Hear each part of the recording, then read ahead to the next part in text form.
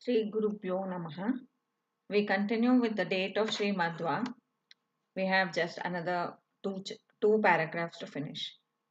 So now a word about the internal evidence, if any, in Madhva Vijaya. In chapter 10, it is stated that Sri Madhwa met a Maharashtra king, Ishwara Deva, who tried to force the Guru to do some personal service. Who is this Ishwara Deva of the Maharashtra country? One Mahadeva was king of Deogiri Daulatabad from AD 1260 to 1271. This was a Yadava king who held sway sometime before the Mohammedan Bahmani kingdom overthrew that dynasty in AD 1347. The list of sovereign contains no Ishwara Deva during the period which Mr. Subbarao assigns to Sri Madhwa. I had the advantage of discussing the point in May 1908 at Udupi with the leading pundits of the place in the presence of His Holiness the Swami of Adamar Mutt. In the course of the discussion, other fantastic dates were also mentioned as culled from Vayu Purana and from another unknown source. These consisted of Sanskrit verses which profess to name the exact date of the Acharya's birth and sannyasa. In the Vayu Purana, 7th Magha Sudha of Vilambi, said to have been a Sunday, was recorded as the birthday. The verses referred to as from the unknown source fixed Vijayadashmi of a Vilambi, said to have been a Wednesday as the birth date. In these, it was stated that Sri Madhva had his Upanayana in the 5th year and Sannyasa in the 11th. It was further recorded that Sri Madhva went on his first tour of Badri 7 years after his renunciation. It was a pity that the authority on which all this information was based was declared unknown. It was an anonymous extract. A copy of the statement, which Mr. Buchanan refers to as having been made to him in 1799 AD, was also available. This paper fixed 1199 AD as the true date. On examination, it was found that it quoted no authority as its basis. On a consideration of all the reasons pro and con, His Holiness the Swami of Adamar Mutt and the Pandits were of opinion that the date suggested by and in conformity to the inscriptions was the most acceptable of all. So we have seen that the inscriptions were more reliable and they were the ones which were said to be of the most reliable time that Acharya's birth would have taken place during that time. We have seen that the archaeological department also has asserted to what was in those verses. The verses were written in the Sri Kurma in Chikakoli Simhachalam in Vidakapatnam. Now we move on to the childhood of Madhwa. It is the chapter 4 in the book Life and Teachings of Shri Madhwacharya. It is a sport of the gods that when they chose to be born among men, they behave like men, not forgetting or omitting to display even the faults and foibles of humanity at times. Sri Madhva was no exception to this rule of the gods. He appeared as a human infant, wept aloud, hungered for milk, and mimicked all the frolics of newborn babies. After the usual period of 10 days during which the confinement room was strictly private, the ceremony of name giving was celebrated with considerable eclat, the child being named Vasudeva. It is not improbable that one of the names of Sri Krishna was advisedly chosen. Hindus dote on Sri Krishna with peculiar fondness and love to call a pet child by that beloved name. To parents who have longed ardently for issue and attained their wish at last, Sri Krishna is a name of peculiar endearment, for in that word is condensed a whole volume of tenderness. It is also probable that Madhyageha, being a Pandit of erudition, did not overlook the circumstances that Vasudeva, in one of his etymological imports, connotes God Vayu of universal knowledge, and therefore that the designation was no more than what the child literally deserved. So, in this chapter of where the childhood of Madhwa is described, firstly we just come to see that he behaved like a normal child. He did not behave extremely like as if he was capable of being free from all the other things that small children face. That is, they feel hunger, they feel sadness because of separation from the mother. All these kind of things were even depicted by Madhwa during his childhood. And as usual, when the child is born, for 10 days, the mother and child are kept separate. After that, the naming ceremony was done, and the name Vasudeva was given to the baby who was born. And for this, the Acharya says that Krishna has another name called Vasudeva, and this is quite a very a name which is very dear to the Hindus, because Sri Krishna is very dear to their hearts, especially so when the parents have been waiting and waiting for an issue and finally they obtained one.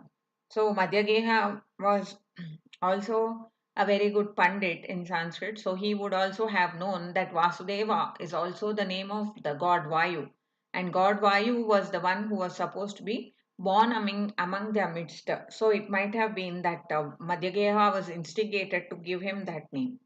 Madhyageha and his wife never felt themselves sufficiently thankful to Ananteshwara for the priceless treasure they had obtained. They deemed it one of their very first duties to take the baby to the temple and pay respects to the deity. They brooked not a moment's delay beyond what was absolutely necessary for the health of the mother. So, in order to show their gratitude to Ananteshwara, by whose grace they have obtained the child, they decided to go there and offer their obeisance as soon as they could. So, as soon as they could, they wanted to leave. As soon as the mother was fit, no time was lost in arranging a trip to Udupi for the purpose. A large party of friends and relations accompanied Madhyageha on this occasion. The temple was reached and the offerings of puja were duly submitted. When the party started from Udupi on the return journey, it was evidently late in the evening. Though the distance to Pajaka Kshetra is not great, according to modern notions, the way lies through a trackless jungle. For miles around, there is no cart track even now. The travelers therefore had to perform the journey on foot right through. The difficulties of a nocturnal walk through the windings up and down of the rugged forest were materially added to by the terrors of superstition. So here we find that at the end, when they found that the mother was fit enough to travel, they decided to pay their respects to Ananteshwara and planned a trip to Udupi. And after the puja and offerings were duly submitted, they had to return back. And since it is quite near, they had to they do a day trip. So while they were returning, it had already become dark. The sunset had already happened, and they had to pass through a trackless jungle. There was no path even for carts, so they had to walk all the way. And during the night times, with the forest being so thick and the darkness around, it was always very difficult to make that journey. And added to that, there were a lot of superstition about traveling in the night. So it was quite a hard journey. So what happened? That is described in the next paragraph. When the men, women, and the children were passing through the thickets of a certain spot, it was the unearthly hour of midnight. It is said that an evil spirit haunting the woods obstructed their progress. It announced through the lips of one possessed that they had incurred a great risk by attempting to pass through such a jungle at such a belated hour, and that if the child were not what he was a divine avatar, it would have made short work of the baby. The incident caused everyone to shiver with fright. They blamed themselves for their temerity in incurring such a risk. But there was a silver lining to the clouds. The demon was evidently afraid of the child. It said that Vasudeva was no ordinary mortal. Hence, their darling was incapable of being hurt. This was indeed joyful news. The party hastened their steps and reached their village in safety, full of thankfulness to God for the narrow escape they had had from such a great danger. The mysterious ways of the providence in highlighting the speciality of this child, as well as in his capability to protect those who surrender to him, is seen in this incident. As they were passing through the thick jungle, at one point a devil, he possessed one person, and it started um, claiming, telling them that that they had done, taken such a big risk to come through this jungle at this time, and these kind of spirits, no, they usually attack the most youngest people first. So it said that this baby could have been easily devoured by the spirits if at all it had not been the person that it is. So that person or the jiva who was inside this baby's body is someone who is not capable, who is very very strong and cannot be hit by these lowly spirits. So they had to, the spirits had to be away from this party, and the party was saved.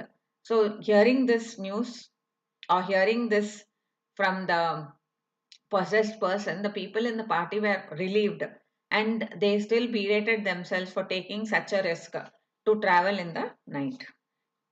But somehow they managed and they reached their home without any problem. Time wore on. Vasudeva grew day by day a veritable picture of glowing health and cheer.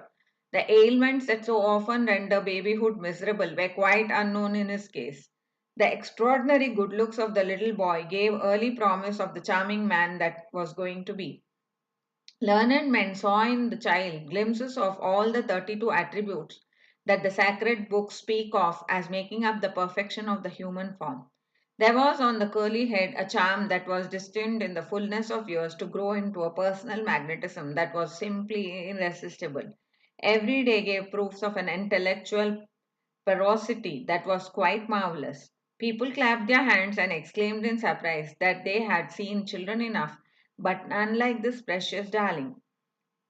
So Vasudeva's speciality was obviously noticed by the people around, in that he never got sick. He was always looking fully cheerful and positive, and his face was so luminous that it really foretold what a handsome person he was going to grow into. At the same time, his irresistible magnetism also, and the proof of his intellectual abilities also were visible to them. The unusual health and strength of Vasudeva is illustrated by an incident that occurred when he was not more than a year old. One day, his mother had to leave him at home and go somewhere to attend to an urgent duty. She left Vasudeva in charge of his elder sister with strict injunctions to look after him with the utmost attention and care. As soon as the fond mother turned her back on him and was beyond earshot, he began to cry. The girl tried her best to soothe him in vain. He set up such a big howl that all her efforts proved of no avail. Finding that there was no possibility of making him calm down, she took him to a quantity of boiled horse gram and allowed him to eat it. Vasudeva took it too with a greedy appetite and refused to desist until the whole quantity was exhausted. It was far larger in quantity than a bullock could digest, but he was not happy till he had consumed every grain of the heap, and stopped howling only after the hearty repast was fully over. So the unusual health and strength of Vasudeva is seen in this incident when his mother had gone out, leaving the baby who was around a one year old with the elder sister. As soon as the mother was out of earshot, the baby started crying and the girl tried to pacify him. Finally, the boiled horse gram, which would have been too much even for a bullock cart, was eaten up by Vasudeva with great relish, and then he stopped crying and he was quite satiated. Shortly after this extraordinary dinner, the mother returned home and learned what had happened. Her dismay could be better imagined than described. She rebuked the girl for her folly, accused herself of neglect, and ended by fretting and foaming beyond measure. But Vasudeva was quite cheerful, and there was nothing at all the matter with him. He kept playing about as if nothing had happened.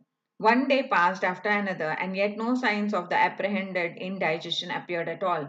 Horse gram is usually supposed to be very difficult to digest, and especially so for very, very young children like a 1 year old that Vasudeva was. So the mother was really very shocked and very scared that what would happen to him since he had eaten such a large amount of boiled horse gram. But even whatever, she berated herself for being so neglectful, and she shouted at her daughter for not being careful enough. Whatever she did, finally she was in a great stress. But day after day, Vasudeva seemed to be very well, and nothing seemed to show that he had eaten something which was not good for him. Another incident, equally remarkable, is related of Vasudeva as having occurred about the same time. It furnishes a demonstration of the great pluck and daring that formed a marked feature in the later life of the master. One day the boy suddenly disappeared from home. Nobody had noticed him and none could trace him out. The parents were naturally distracted and went about searching. The villagers joined in the search and looked for him every direction. Their quest was fruitless for hours. At last they met the child coming along merrily, hanging from the tail of an intractable bull. On his countenance there was no fear and no fatigue. The truth was, he had set out with the bull in the morning by holding to its tail, and had held on thus all day long in the course of its wild peregrinations. One day, it is said that Vasudeva held on to the tail of the bull, and he went around. Wherever the bull went, he was still hanging from the tail. And imagine the strength of his hands, 1 year old, but holding on to the bull. And he went through the whole day like this, and then came back home, and he was still merrily hanging. He was not tired, he was just merrily hanging from the tail when they found him. When the searching party came upon this novel scene, a ferocious bull with a puny boy suspended to the tail, their first thought was one of concern and alarm. But a closer view dispelled anxiety, as Vasudeva was beaming with smiles and was evidently enjoying the fun. They caught hold of him, hugged him to their bosoms, and brought him home, recounting his exploits on the way to the villages. So after the parents, along with the search party, found him hanging on dearly to the tail of the bull. They were at first very much scared. They were wondering what would happen. But slowly, when they came near, they saw that Vasudeva was laughing and smiling at everyone, and he was evidently enjoying. Then they caught him, and they hugged him like. At this time, Vasudeva was moving about freely on hands and knees. In due course, he picked up walking. It was then hard to control him in his activities and wanderings. An open country lay before him with the hill and the temple on the top and virgin forest everywhere.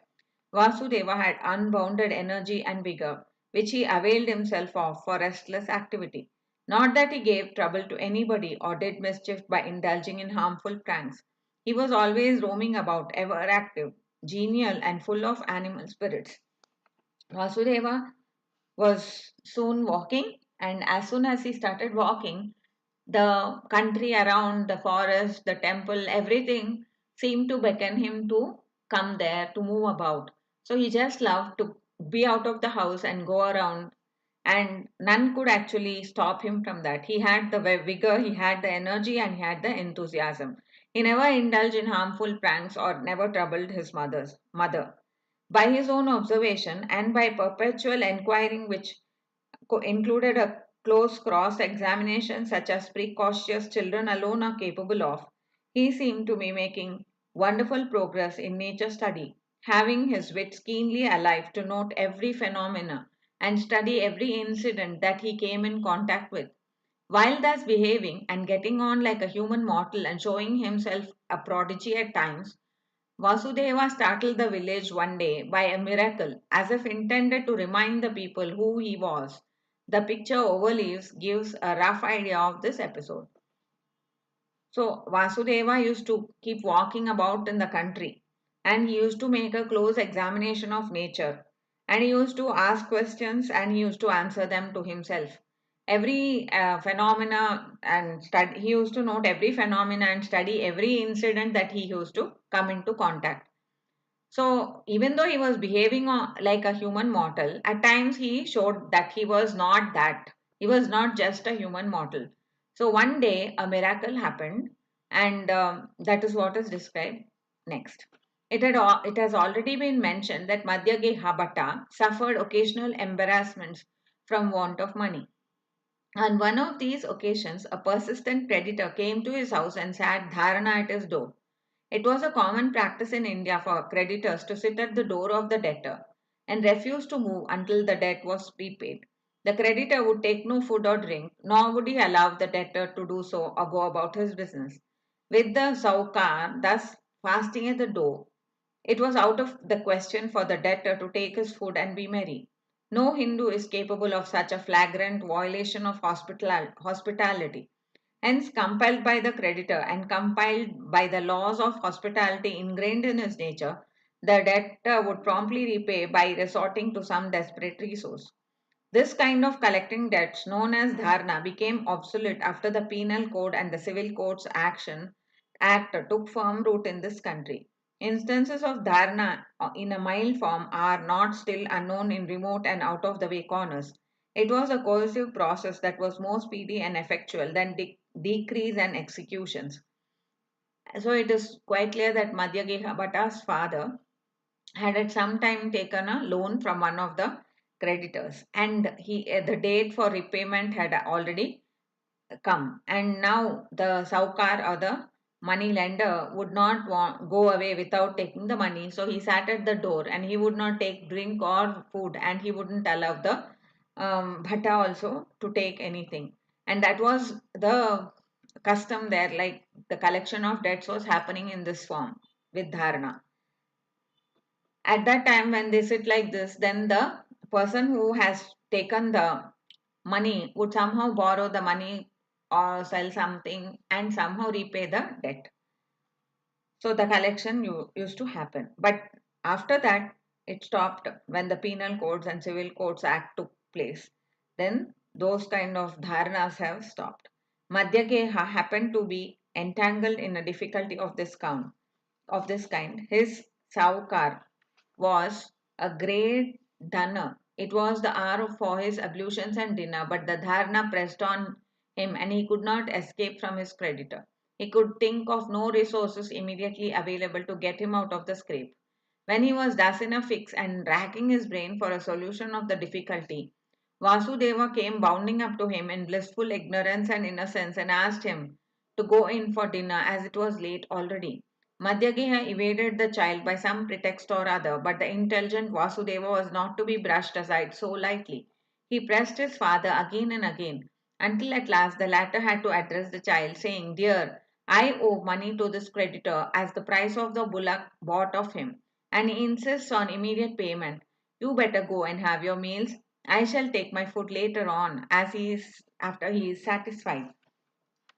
So we see that when the dharana was on and Madhya was unable to go for the food, his son came running up and told him, "It's already late, please come for dinner." But obviously, Madhya would not have gone because the creditor was sitting right outside and he wanted the money. Then Vasudeva kept on asking him to come. So finally, the Vasudeva's father told him the reason why he couldn't come, that he had to pay this creditor immediately. Vasudeva left his father, realizing the situation, and promptly made up his mind how to act. He went round the house and beckoned to the Saukar to go with him. The Saukar did so. Whoever set eyes on Vasudeva's face was powerless to resist his magnetism. They went to a shaded place beyond the tank now known as Vasudeva Tirtha and stood under a big tree. Vasudeva picked up in the hall of both hands joined together quantity of tamarind seeds and poured them into the Saukar's hands. At first, the Saukar probably took it as fun and was not disinclined to have a little sport with the radiant boy. To his unutterable surprise, he observed that the seeds had turned out to be coins amounting to a full discharge of the dues. He received the payment delighted beyond measure. Vasudeva quickly left the scene and ran home unseen by his father. The Saukar returned to Madhyageha and told him that he was free because the boy had repaid the debt in full. Vasudeva gave the seeds of the tamarind and satisfied the debtor because as soon as the seeds fell into the hands of the debtor, they turned to gold coins. The news of this event evidently created a profound impression at the time. The exact spot where it occurred is even now pointed out to pilgrims with reverence. There are, of course, various shades of opinion regarding miracles in general, and this is one in particular. Some people consign it to the limbo of the mythical Madhwa and would give it no room in history of the Guru's life. They regulate everything supernatural to the region of fiction, and this one too consistently enough. Others think that even if the story be an exaggeration in the form in which it is presented, there must be a foundation at the bottom and a substratum of truth underneath. They try hard to separate the underlying fact from the suspected overgrowth by fiction. They find it difficult to brush aside as wholly fictitious a story narrated by the earliest authentic chronicle on the subject and supported by a chain of unbroken and unimpeachable tradition. Is it possible that Madhyageha had no debt at all to pay, and that he paid it out of his own resources and invented a story to glorify his son? Is it possible, as a third alternative, that Pandit Narayana Pandit Acharya created the fiction out of his head? And if so, why did he do so? These are hard nuts to crack. So when there is a miracle, people they find it very difficult to believe it. So they started. Many people were saying that this story might be a fiction. Someone has invented it. Either it could be that the Bhatta paid his dues, but he gave the credit to Vasudeva, or it could be that Narayana Panditacharya wanted to glorify his guru, so he made the story up. But these are all not what we should actually believe is what the authors ideas. Narayana Panditacharya gave an authentic narration of Acharya's life. So if the story is appearing, then it must be a true story. There is another section of people, the strictly orthodox, who believe in every word of the narration. These refuse to judge of Avatara Purusha, such as Sri Madhwa, was by the rules and precedents of ordinary mundane life. So whatever is ordinary and what is mundane is what generally people can understand and believe. What is above that, then people find it very difficult to believe.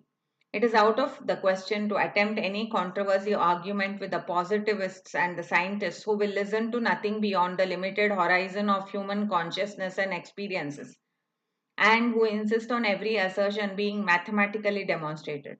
They are perfectly right and reasonable in their attitude. No science can progress unless this principle and procedure is firmly adhered to as fundamental.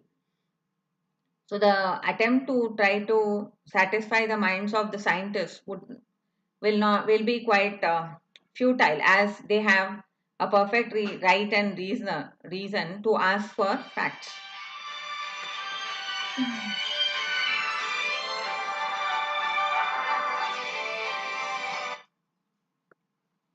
So we end the sitting for today. Thank you.